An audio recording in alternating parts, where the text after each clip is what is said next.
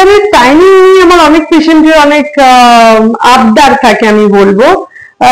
অনেকে রিকোয়েস্ট করে যে আমার দিনের এই সময়, রাতের এই সময়, এই মুহূর্ত এরকম সময় করতে হবে, অমুক দিনে করতে হবে।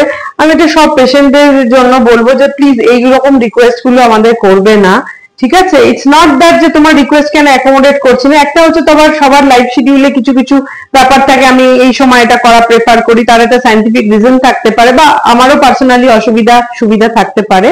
কিন্তু বাকিটা হচ্ছে কিছুটা মেডিকেল ফ্যাক্টরস গুলো নিয়েও আমাদের ভেবে টাইম ঠিক করতে হয়। যে কোনো মেজর অপারেশন আমরা আমাদের টিমের অ্যাভেলেবিলিটির উপর আমরা করে থাকি। সিজারিয়ান সেকশনকে সবসময় মেজর অপারেশন বলেই ধরা হয়। অর্থাৎ তুমি ভাববে আরে তো সিজার সবারই হচ্ছে, ও আর কি ব্যাপার, এটা তোমার কাছে হতে পারে কিন্তু ডক্টরের কাছে না। তো সেই জন্য তার টিমের সবাই কখন কমফোর্টেবল তার উপরই কিন্তু সেটা ডিসাইড করা হয়, কখন করা হবে, কবে করা হবে সেটা তো তোমার গাইনোকোলজিস্ট ডিসাইড করবে।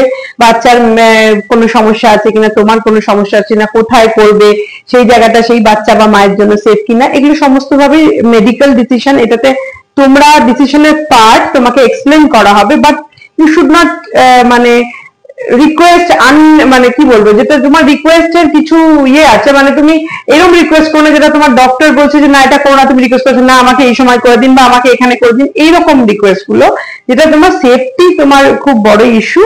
প্রেগনেন্ট মাদারের একটা যে কোনো সময় যে কোনো কিছু হতে পারে। অনেক সময় আমরা খুব ভাবি নর্মাল হবে, সেই জিনিসটা নর্মাল গেল না, ডিউরিং অপারেশন কমপ্লিকেশন হলো বা ডিউরিং অপারেশন বেবির কোনো কমপ্লিকেশন হলো, যে কোনো রাখি সেটা হ্যান্ডেল করার মতো এনাফ স্টাফ এবং ঠিক মতো জায়গা চুজ করাটা ভীষণ জরুরি। না হলে কিন্তু একটা মিস আপ হয়ে গেলে এটা তো মানে কারোর জন্য ভালো হয় না, তোমাদের জন্য যেমন খারাপ, কিন্তু ডাক্তারের ফুল টিমের জন্য, আমাদের জন্য ভীষণ একটা মর্মান্তিক ঘটনা হয়ে যায়। কোনো মিস আপ আমরা কেউ চাই না, আমরা চাই সুস্থ বেবি এবং সুস্থ মা বাড়ি যাক।